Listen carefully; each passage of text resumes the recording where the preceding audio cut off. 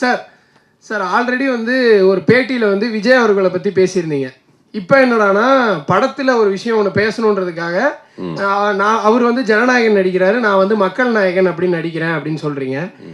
அப்படி விஜய் அவர்களை நீங்கள் எப்படி பார்க்குறீங்க? இல்லை அவருக்கு ஏதாவது போட்டியாக வரணுமா? இல்லை சார் அவருக்கு போட்டியாலாம் நான்லாம் வர முடியுமா சார்? அவரை பத்தி பேசினாதான் அப்படிலாம் கிடையாது சார். அதெல்லாம் கிடையாது. இப்ப ஆல்ரெடி அவரை பத்தி பேசியே நிறைய பேர் பெரிய ஆள் ஆயிட்டு இருக்காங்க. அப்படிலாம் கிடையாது. அந்த மாதிரி நான் ஆல்ரெடி பெரிய ஆள் தான் சார். 6 அடி 3 சென்டிமீட்டர் இருக்கேன் சார். 106 கிலோ இருக்கேன் சார். நான் ஆல்ரெடி அவரோட வெயிட், அவரோட ஹைட்டு சார். அதாவது அவர் மிகச்சிறந்த நடிகர், மாற்று கருத்தே கிடையாது. ஏன்னா 92லேருந்து இன்னைய வரைக்கும் வந்து தமிழ் சினிமாவில் ஒரு முக்கியமான ஒரு உச்ச நட்சத்திரம். அப்படிலாம் கிடையாது. எனக்கு உள்ள வருத்தம், எங்களுக்குள்ள வருத்தம் என்னன்னா, அவரை வந்து அடையாளப்படுத்தியது எங்களுடைய புரட்சி கலைஞர் கேப்டன் செந்தூரபாண்டி படத்தில்.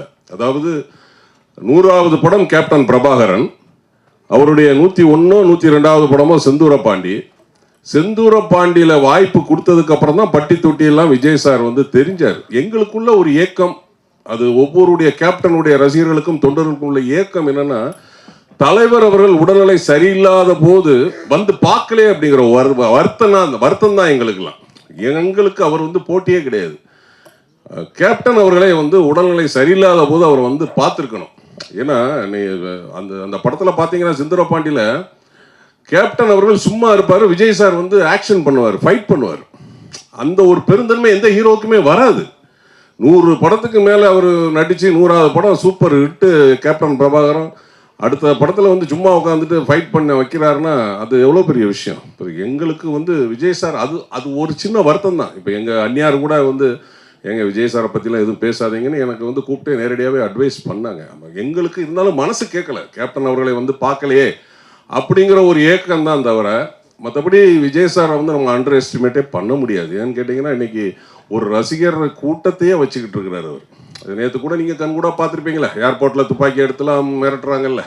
நீங்கள் இதை நான் உண்மையை சொன்னால் உங்களுக்கு கோவம் வந்துடும். எந்த தலைவராவது போகும்போது இந்த மாதிரி துப்பாக்கி எடுத்து காட்டியிருக்காங்களா? இல்லை கேப்டன் வந்து எத்தனையோ இடத்துக்கு போயிருக்கிறாரு, அவரெல்லாம் இப்படி தான் வந்து கத்திய துப்பாக்கிலாம் எடுத்து காட்டிட்டு இருந்தாங்க கூட போனவங்க. இல்லை வேற தலைவர்கள், அம்மையார் ஜெயலலிதா போகும்போதோ, டாக்டர் கலைஞர் அவர்கள் போகும்போதோ, இல்லை வேற தலைவர்கள் போகும்போதோ இந்த மாதிரி காட்டினாங்களா? நம்ம இப்போ தானே நேரடியாக பார்க்குறோம். அதுதான் எங்களுக்கு வருத்தமாக இருக்குது. அந்த கலாச்சாரம் எங்களுக்கு வந்து கஷ்டமாக இருக்குது. ஏன்னா நாங்கள் வந்து எப்போதுமே கேப்டன் வழியில் வந்தவங்க. வெட்டு 1 துண்டு 2 உண்மையாக பேசுவோம், ஸ்ட்ராங்காக பேசுவோம். கேப்டன் அதுவும் ஏன் பயப்படுறீங்க, உண்மையை பேசுங்க அப்படின்னு தான் சொல்லுவார். நாங்கள் அதைத்தான் வந்து நாங்கள் அது வந்து சொல்கிறோமே தவிர எங்களுக்கும் அவருக்கும் போட்டியே கிடையாது. அவர் மிகப்பெரிய ஒரு நடிகருங்க. இந்த இடத்துக்கு அவர் வந்திருக்காருன்னா அதெல்லாம் சாதாரண விஷயம் கிடையாது. அவருடைய உழைப்பு, எத்தனை ஃபேன்ஸ் இன்றைக்கி வந்து தமிழ்நாடு, ஆந்திரா, கர்நாடகா, கேரளா 4 ஸ்டேட்டில் எவ்வளோ ஃபேன்ஸ் அவர் வச்சுட்டு இருக்கிறார். நான் போய் அவருக்கு போட்டியாக சொன்னோம்னா அதெல்லாம் வந்து ரொம்ப அபத்தமான விஷயம். ஏன்னா நானும் அவர் கூட ஒரு 7 படம் நடிச்சிருக்கிறேன். ஸோ வந்து அவரை வந்து நம்ம வந்து போட்டின்லாம் நாங்கள் ஏற்றுக்க முடியாது. அது வந்து கேள்வியே வந்து ரொம்ப இதாக இருக்குது. பட் எங்களுக்கு வருத்தமாக தான் கேப்டனை வந்து அவர் சந்திக்க வரலையே அப்படிங்கிற ஒரு வருத்தமாக தவிர வேறு எதுவுமே கிடையாது. அது சொல்லலை, சொல்லிவிட்டுறே, சொல்லிவிட்டா நல்லா இருக்கு. மேடையில் அமர்ந்திருக்கும் இயக்குனர், என்னுடைய உறவினர், அதே மாதிரி என் பக்கத்து ஊர் ரோபோ சங்கர் அவர்களுக்கு படத்தில் ஹீரோவாகத்தே இருந்திருக்காரு. நான் நண்பராகத்தே இன்ன வரைக்கும் பார்த்துக்கிட்டு இருக்கேன். அவருக்கு நன்றியை சொல்லிக்கிறேன், இயக்குனருக்கு நன்றியை சொல்லிக்கிறேன். அதே மாதிரி அண்ணாச்சி போனாலே அந்த இடம் ரொம்ப சிறப்பாக இருக்கும். ஹோட்டலும் நாட்டுக்கோழி இருக்கோ இல்லையே அவங்கள அடிக்க வச்சு சமைச்சே கொண்டு வந்துடுவார். அதே மாதிரி என் மூத்தவே பெரியவே மோகன் வைத்தியா, அவனுக்கு நன்றியை சொல்லிக்கிறேன். அதே மாதிரி மீஜ ராஜேந்திரனே, அதே மாதிரி கோவை பாபு, அப்புறம் ராஜா, இது கேமராமேனு எங்களை ரொம்ப அழகாக அந்த படத்தில் காட்டியிருக்காரு. நீங்கள் பேசுகிறதாங்க டைலாக்கு, டைரக்டர் எழுதி கொடுக்குறதா பேச மாட்டியே, உங்கள் நோக்கத்துக்கு பேசுகிறீங்க அப்படின்னு சொல்லுவார். வில்வில் சாரை பற்றி நான் இங்கே நிறையா சொல்லணும். என்னென்னா நல்ல ஒரு மனிதர். 1 மணியாக இருந்தாலும் ஃபோன் எடுத்து அண்ணே உங்களுக்கு சாப்பாடு வந்துருச்சா, நீங்கள் சாப்பிட்டீங்களா அப்படின்னு கேட்பார். அப்போ நான் சொல்லுவேன், அவர்கிட்ட நிறைய குறைகளை சொல்லுவேன். எனக்கு சாப்பாடு வந்துருச்சு, மோகன் வைத்தியா பெரியவனுக்கு தான் சாப்பாடு வரல, வேகமாக அவனுக்கு கொடுத்து விடுங்க, சண்டை போட்டுக்கிட்டு இருக்கேன் அப்படின்னு சொல்லி நான் சொல்லுவேன். அப்படி அதே மாதிரி பாபா அந்த மியூசிக் டைரக்டர் சொல்லிக்கிறேன்னு அதை அவரை மறந்துட்டு தப்பாக நினச்சிக்கிறாதீங்க. நல்ல பாடல்கள் கொடுத்துருக்காரு. அதே மாதிரி அந்த அக்கா, நீங்கள் அவங்க ரோபோவுக்கு அக்காவை நடிச்சிருக்கீங்களா? அவங்க பேசுனதுனா கரெக்டு, கொஞ்சம் இங்கிலீஷில் அதிகமாக பேசுகிறாங்க, அதுதான் எனக்கு பிடிக்கல. ஏன்னா தமிழில் பேசியிருக்கலாம், கொஞ்சம் அதை ட்ரை பண்ணுங்கக்கா அடுத்த படத்தில். ஏன்னா பேசினியே கொஞ்சம் இடையில இங்கிலீஷ் வந்துச்சு. ஏன்னா இந்த இங்கிலீஷ் வார்த்தை எனக்கு அலர்ஜி. தமிழில் எனக்கு பிடிக்காத வார்த்தை இங்கிலீஷ் வார்த்தை, அதை நீங்கள் மாற்றிக்கிறீங்க. அதே மாதிரி மீச ராஜேந்திரனே நல்ல கண்டென்ட் சொல்லிட்டு போனார். இந்த கண்டென்ட்டுக்கு பலியாக போகிறது நம்ம மோகன் வைத்தியாரே. நாங்கள்னா ஃப்ரீயாக போயிடுவோம். அவர் பேசும்போது அவனே அப்படி கிளாப்ஸ் பண்ணேன். நிச்சயம் ஏதாவது கல் வந்து விழுகு, அதுக்கு நாங்கள் பொறுப்பு இல்லை. நாங்கள் தான் வந்து பேசும்போது சிரிச்சுக்கிட்டே சிரிக்கலை. நானும் அண்ணாச்சி குனிஞ்சிட்டேன் கிட்டது. அது ஒரு நல்ல வேலையை பார்த்துட்டோம். டேய் உன்னை இந்த ஆடியோ லாட்ஜ் வரைக்கும் கூட்டிகிட்டு வந்து பழி உடுக்கணும் பார்க்குறாங்களே, நாயமா நல்லபடியாக இருப்பேன். சுண்டல் நல்லா வாங்கி கொடுத்துட்டே சாப்பிடு, தண்ணியை குடி, வேறு என்ன சாப்பாடு வேணுமோ கேளு, வாங்கி கொடுத்துரு. இந்த படத்தை பற்றி பேசணும்னா நிறையா பேசணும். ஏன்னா வில்லியம் சாருடைய மனைவி வந்து ப்ரொடியூசராக இருக்காங்க.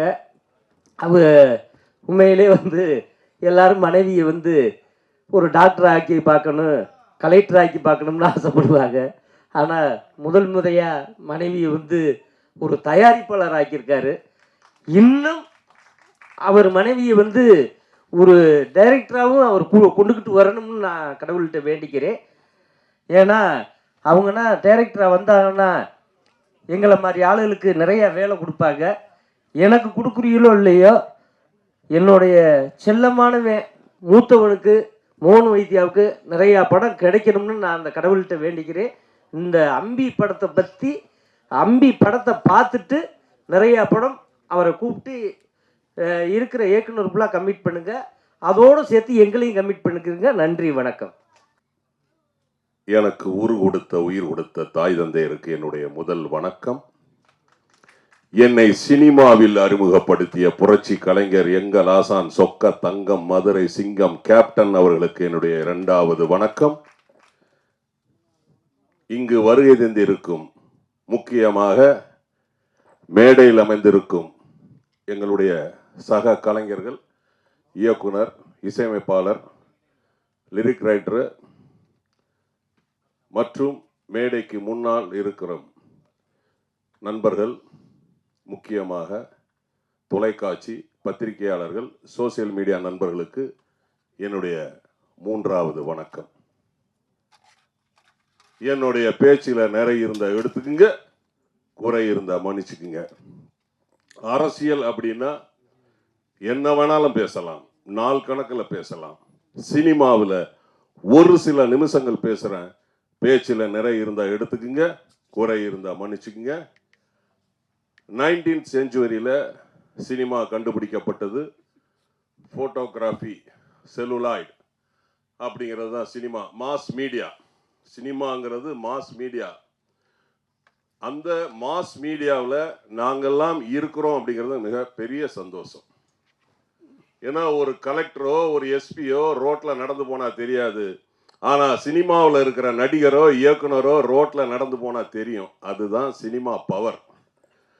அந்த சினிமா பவரை வச்சு இன்றைக்கு தமிழ்நாட்டில் எத்தனையோ பேர் முதலமைச்சராக வந்திருக்கிறாங்க. அந்த சினிமாவில் நாங்கள் இருக்கிறதுக்கு ரொம்ப சந்தோஷம். முக்கியமாக இந்த படத்தில் அம்பி, அதாவது கதையின் நாயகனாக தம்பி ரோபோ சங்கர் அவர்கள் நடிச்சிருக்கிறாங்க. அவருடைய திறமையை ஊர் உலகம் எல்லாமே தெரியும். ஏன்னா அவர் எப்பேற்பட்ட கலைஞன் அப்படிங்கிறது எல்லாருக்குமே தெரியும்.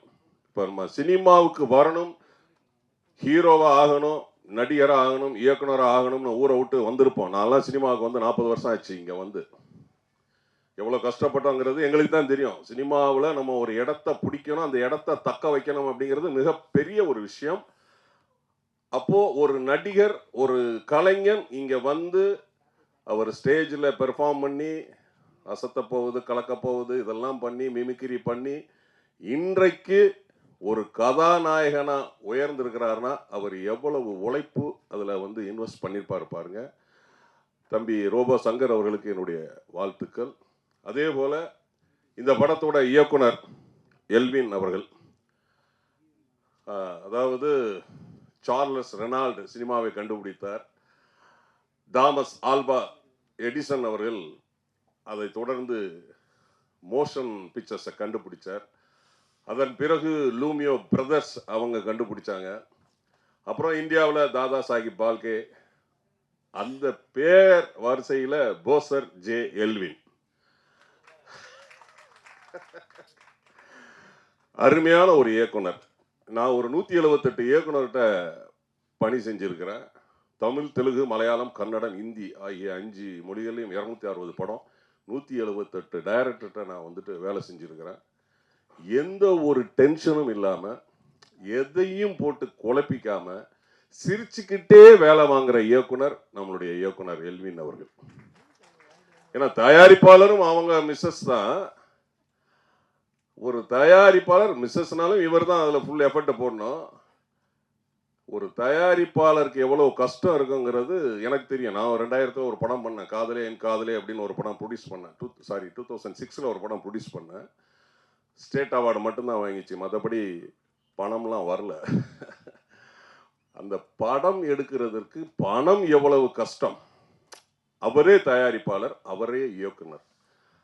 அப்போ எவ்வளவு வந்து கஷ்டப்பட்டு ஒரு படத்தை எடுத்து இன்னைக்கு அந்த படத்தை ரிலீஸ் 9ஆம் தேதி ரிலீஸ் பண்ணுறாருங்கிறது சாதாரண விஷயம் கிடையாது. சாதாரண விஷயம் கிடையாது. ஒரு குழந்தைய நம்ம வந்து பெற்று எடுத்து அதை படிக்க வச்சு, அதை டாக்டருக்கு படிக்க வச்சு, அதுக்கப்புறம் நம்ம ஒரு சந்தோஷம் வரும் பாருங்க. அந்த சந்தோஷம் நிச்சயமாக 9ஆம் தேதி காலையில் மொதல் ஷோவில் அவருக்கு வரும். நிச்சயமா வரும். ஏன்னா எவர் கிரீன் காமெடிங்கிறது எப்போதுமே காமெடி ஜெயிக்கும். அதுக்கு உதாரணம் நம்மளுடைய சுந்தர் சி சார் கூட எடுத்துக்கலாம்.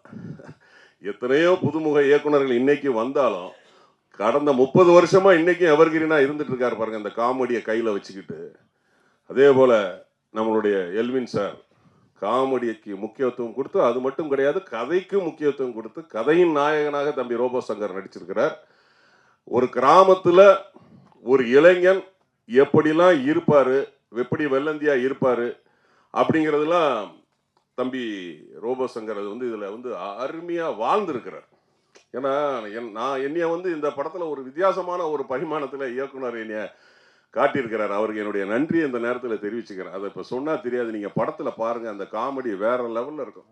இந்த படத்துக்கு பிறகு எனக்கு நிறைய காமெடி கேரக்டர்ஸ் வரும். அதுக்கு இயக்குனருக்கு என்னுடைய நன்றியை நான் தெரிவிச்சுக்கிறேன். இந்த படத்தில் வந்து பார்த்தீங்கன்னா நிறைய காமெடி பட்டாளர்கள்.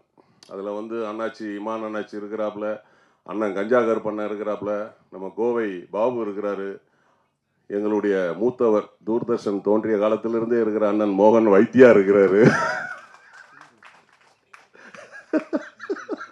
நல்லா கஞ்சா கருப்பண்ணன் நல்லா பலமாக கைத்தட்டுங்க, சீனியர் மோஸ்ட் அவர். அப்புறம் வந்து பார்த்தீங்கன்னா ரமேஷ் கண்ணா சார் இருக்கிறாரு, நமோ நாராயணன் இருக்கிறாங்க. ஸோ என்னைய இந்த படத்தில் இவர் எப்படி இவ்வளவு காமெடி நடிகர்கள் இருக்கும்போது என்னைய எப்படி இவர், நம்ம எப்போதுமே போலீஸாக தானே நடிப்போம். 260 படம் நடிச்சிருக்கிறேன், அதில் 200 சொச்ச படம் போலீஸு. ரொம்ப ஈஸி போலீஸாக நடிக்கிறது. போனோமா குரலை உயர்த்தி பேசுகிறோமா 2 அடி அடித்தோமா, ரொம்ப ஈஸி. பட் இதில் நான் போலீஸாக தான் பண்ணியிருக்கிறேன். ஆனால் அதில் நம்மளை எப்படி காமெடியாக வேலை வாங்கியிருக்காருன்னா உண்மையிலே டைரக்டர் அவர்களுக்கு என்னுடைய நன்றி, மிகப்பெரிய ஒரு வாழ்த்துக்கள். இப்போ வரும்போது அண்ணாச்சி இமான் அண்ணாச்சி சொன்னாங்க, நீங்கள் வந்து சினிமாவை சம்மந்தம் இல்லாமல் வேறு ஏதாவது பேசுங்க அப்படின்னு சொல்லி. அதுதான் ட்ரெண்டு, அதுதான் கண்டென்ட்டு. இல்லை வந்து கேட்டாப்புல கோவை பாபு அவர்கள் கேட்டார், என்னென்ன மீசையெல்லாம் எடுத்துட்டீங்க, ஒரு மாதிரி வித்தியாசமாக இருக்கிறீங்க அப்படின்னு. மற்றவங்கெல்லாம் ஜனநாயகன் நம்ம ஒரு படத்தில் நடிக்கும்போது நான் மக்கள் நாயகன் ஒரு படத்தில் நடிக்கிறேன், அதுக்காக இந்த மீசையை எடுத்துட்டேன். அண்ணாச்சி கண்டென்ட் வந்துடுச்சா?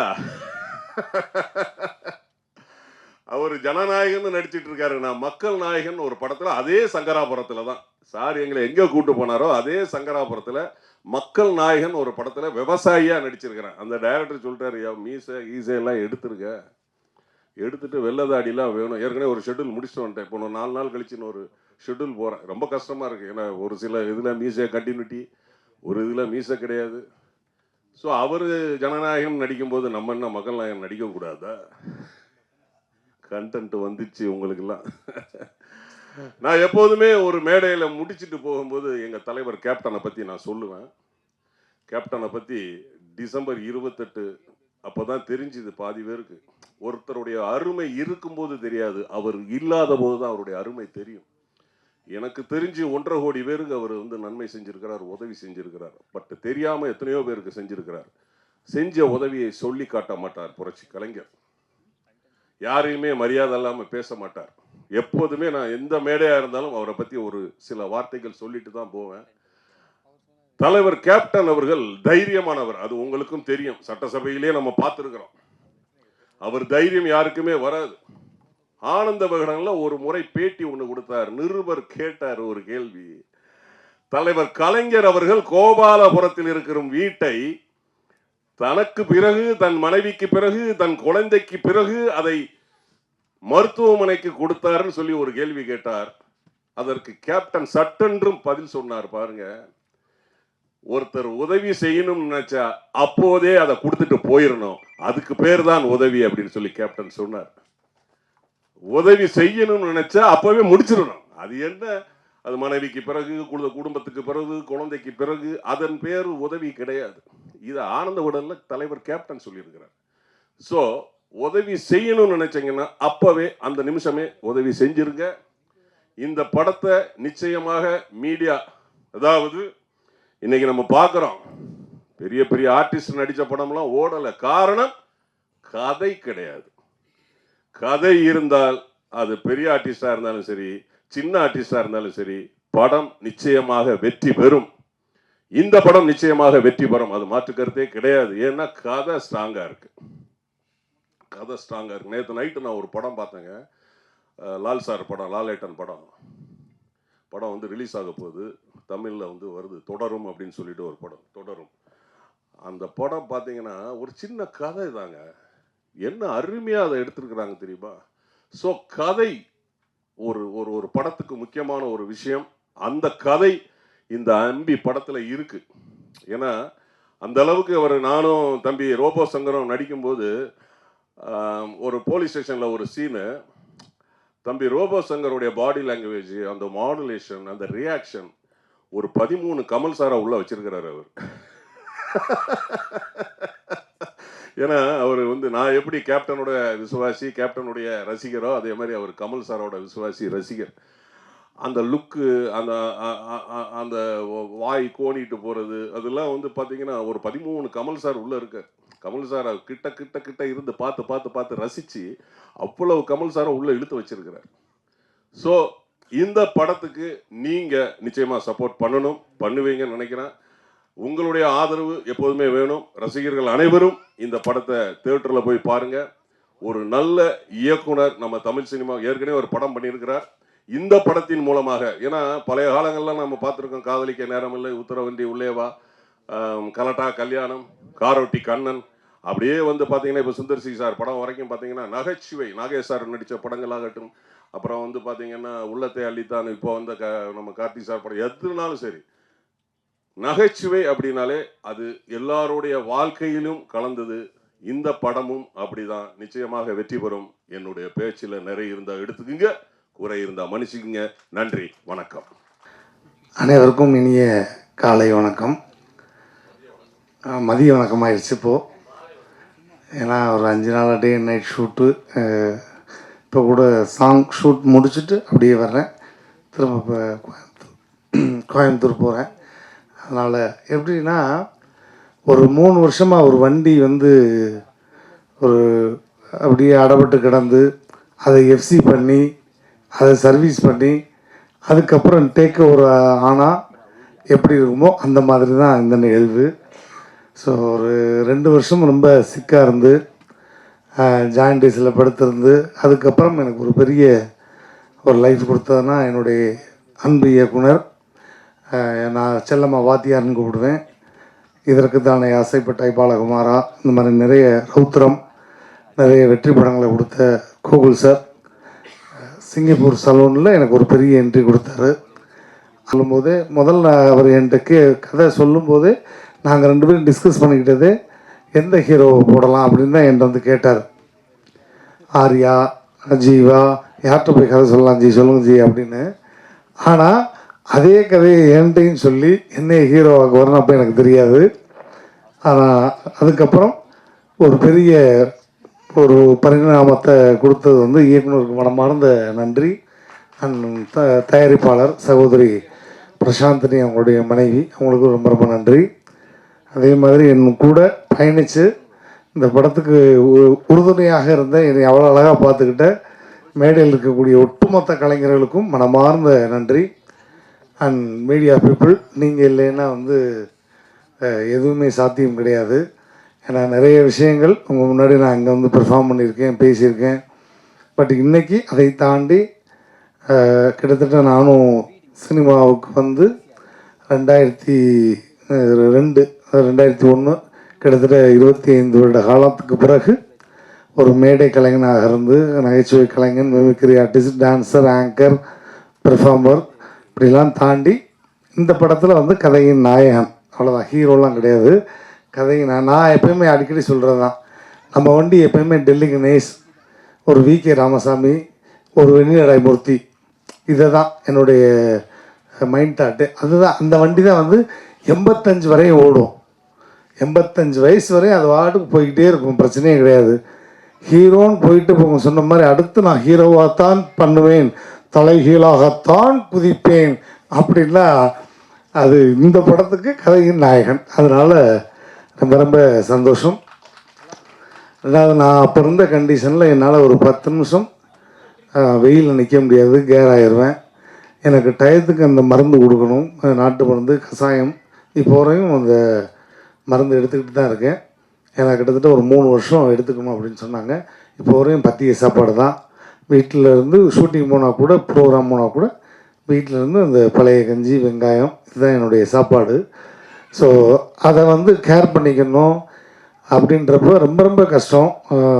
அதை தாண்டி பொதுவாக எல்லாத்துக்கும் வந்து அப்போ எப்படி வந்து இயக்குனருக்கு வந்து மனைவி ரொம்ப சப்போர்ட்டாக இருக்காங்களோ அது மாதிரி என்னை கரம் பிடிச்சதுலேருந்து இந்த நிமிடம் வரை என்னை பத்திரமா வந்து பார்த்துக்கிட்டு, டயத்துக்கு என்ன வேணுமோ கொடுத்து, என்னை அவ்வளோ அழகாக பார்த்துக்கிட்டு, என்னை பெரிய ஒரு டேக் ஓவர் பண்ணி மீண்டும் மறுபடியும் ஒரு எல்லாரும் அண்ணாச்சி சொன்ன மாதிரி ரூபசங்கருக்கு முடிஞ்சு இனிமேல் அவ்வளோதான். நான் காதுக்கு இதை கேட்டிருக்கேன், நம்ம சினிமா வட்டாரத்தில் அடுத்து ரூபதான் போல், அவ்வளோதான் அப்படின்லாம் பேசியிருக்காங்க.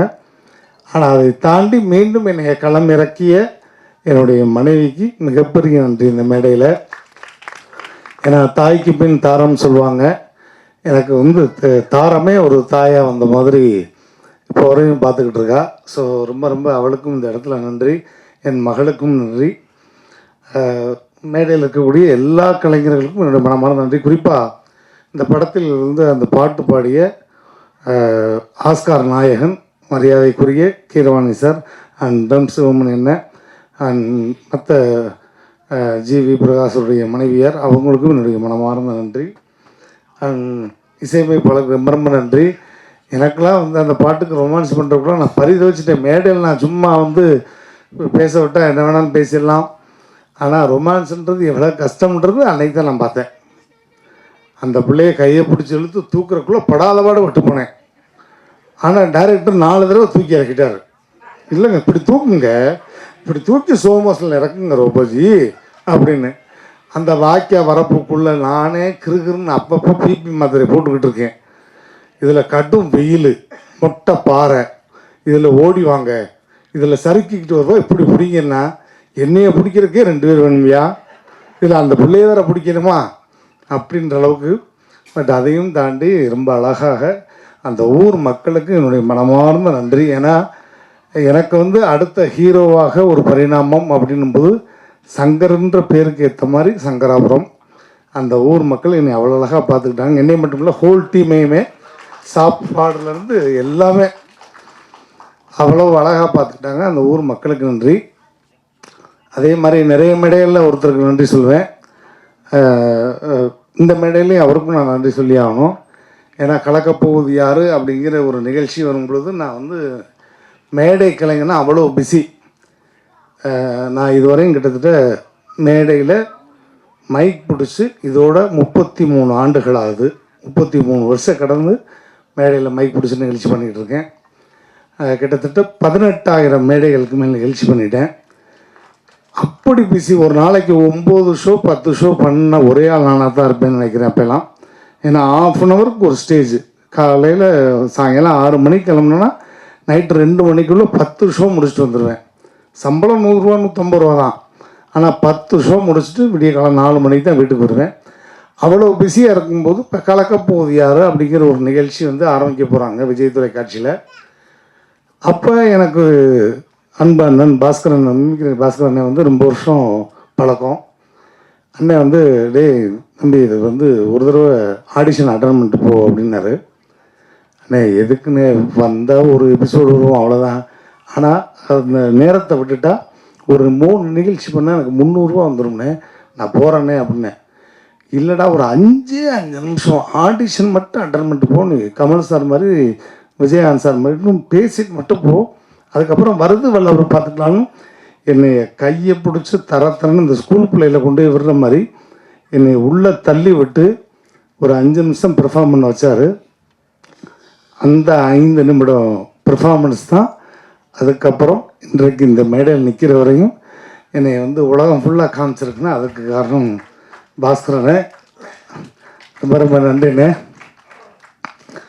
அண்ட் ஃபைட் மாஸ்டர், நமக்கு ஃபைட்டுக்கும் சம்மந்தமே கிடையாது. இருந்தாலும் ஒரே நாளில் அவ்வளோ அழகாக இவருக்கு என்ன வரும் அப்படின்றத புரிஞ்சுக்கிட்டு அவ்வளோ அழகாக கம்போஸ் பண்ணார். ஸோ ஃபைட் மாஸ்டருக்கும் உங்களுடைய மனமார்ந்த நன்றி. அண்ட் டான்ஸ் மாஸ்டர் எல்லாருக்கும் மனமார்ந்த நன்றி. ஃபைனலாக வந்து நன்றி சொல்லணும்னா, நான் உடல் உயிர் மூச்சு எல்லாம் எப்போவுமே அண்ணன் எப்படி சொன்னாரோ அது மாதிரி தான். எங்கள் ஆண்டவர் பத்மஸ்ரீ டாக்டர் கமலுக்காக உடல் மண்ணுக்கு உயிர் கமலுக்கு அப்படி தான் நான் எப்போயுமே பேசுவேன்.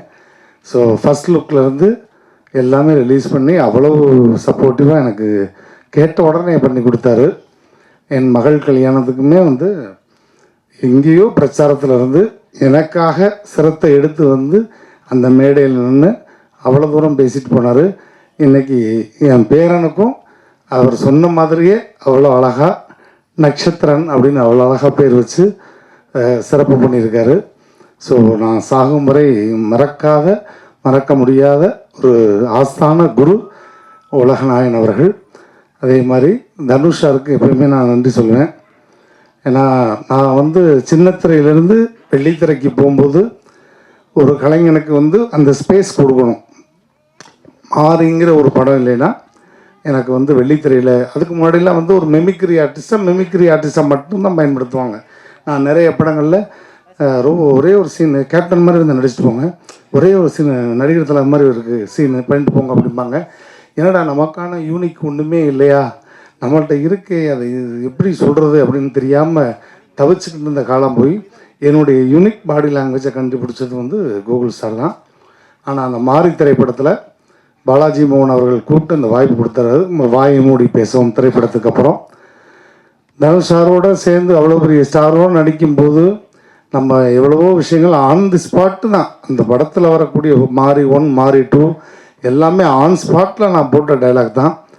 அதை எதையுமே வந்து டப்பிங்லையும் அப்படியே பேசுகிற சங்கர், எதையுமே கரெக்ஷன் பண்ணவே வேண்டாம். அவ்வளோ அழகாக அந்த ஸ்பேஸ் கொடுத்து என் லைஃப்லையும் முக்கியமான சில உதவிகளும் பண்ணிய தனுஷ் சார், அவரை வந்து மறந்தேன்னு சொன்னால் அன்றைக்கி மதியம் உணவு கூட எனக்கு கிடைக்காது.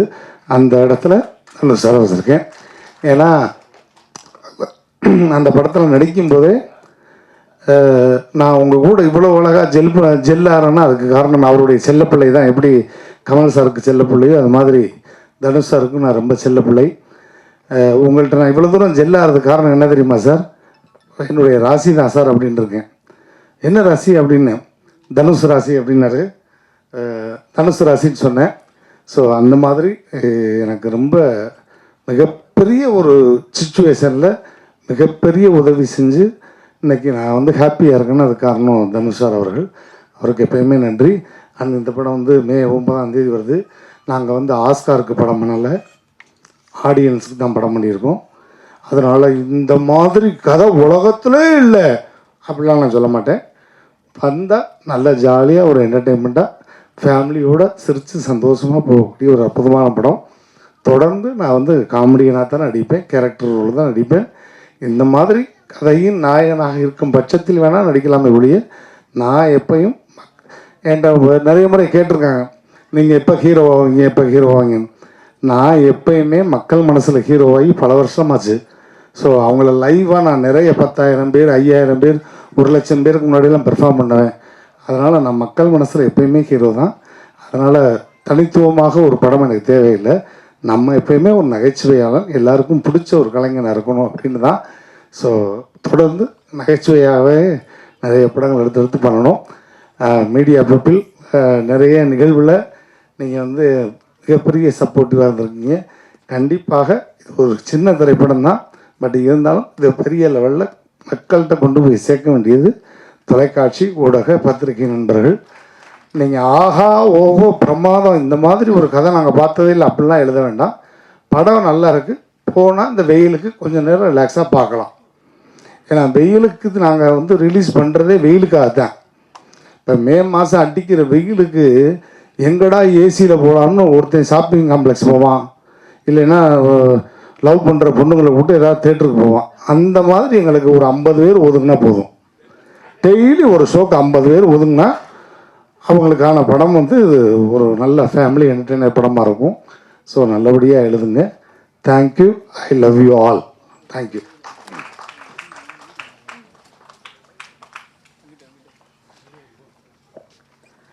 Thank you sir. குரூப் ஃபோட்டோ எடுத்துகிட்டு கொஸ்டின்ஸ் வச்சுக்கலாமா? Okay, super.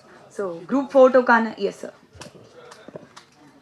இல்லை, ஒரு முக்கியமான விஷயம், இதுவரையும் நம்ம நிறைய மேடைகளில் ஆங்கிலம் கலந்த ஒரு தொகுப்பாளினியை பார்த்துருப்போம். நான் நீண்ட இடையில நான் நிறைய மேடையில் பார்க்குறதுனால அந்த லாவை ரொம்ப அழகாக உச்சரித்து ரொம்ப அழகாக தொகுத்து வழங்கக்கூடிய தொகுப்பாளினிக்கு எங்களுடைய மனமார்ந்த நன்றி. அது இந்த மேடையில் கிடைச்சதுக்கு நான் ரொம்ப சந்தோஷப்படுறேன். தொடர்ந்து இந்த மாதிரி தமிழில் ரொம்ப அழகாக பேசுங்க. இன்னும் நிறைய மேடைகள், நிறைய விஷயங்கள் நீங்கள் இந்த மாதிரி மேடையில் தொகுப்பாளியாக அவங்க ஒரு ஹீரோயின் மெட்டீரியல். நான் வந்தோடனே வேறு ஏதோ ஒரு படம் முன்னாடி போயிட்டு இருக்கு போல், ஹீரோயின் வந்திருக்காங்க அப்படின்னு தான் நினச்சேன். அப்புறம் தான் தொகுப்பாளினி எனக்கு தெரியும். ஸோ தொகுப்பாளினிக்கு எங்களுடைய மனமார்ந்த நன்றி. ரொம்ப அழகாக தமிழில் ரொம்ப சிறப்பு பண்ணியிருக்காங்க. தேங்க்யூ.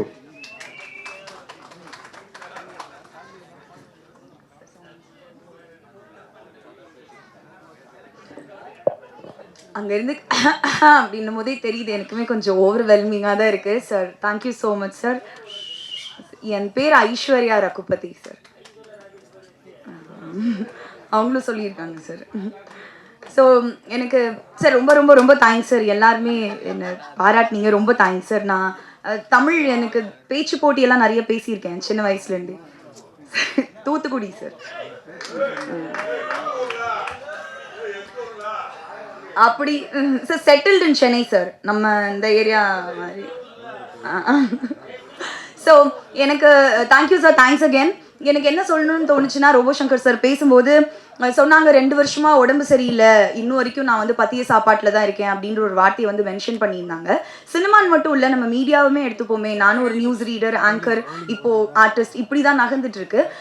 தெரியும் நம்மளுக்கு சனி ஞாயிறு கிடையாது, தீபாவளி பொங்கல் கிடையாது, டே அண்ட் நைட் பார்க்காம வேலை செஞ்சுட்டு இருக்கோம்.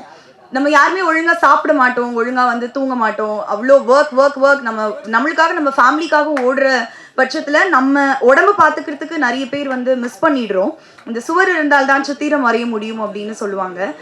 அதனால ஃபர்ஸ்ட் பிளேஸ் லைக் நம்ம உடம்புக்கு ஹெல்த் இஸ் வெல்த்ன்ற மாதிரி நிறைய தண்ணி குடிக்கிறதையும் சரியான நேரத்துக்கு சாப்பிட்றதையும் எல்லாரும் பர்டிகுலராக இந்த இண்டஸ்ட்ரியில் இருக்கக்கூடியவங்க கொஞ்சம் வந்து ஃபாலோ பண்ணணும் அப்படின்றது எல்லாரும் சார்பாக நான் வந்து ஒரு ரெக்வெஸ்ட்டாக முன் வச்சுக்கிறேன். தேங்க்யூ.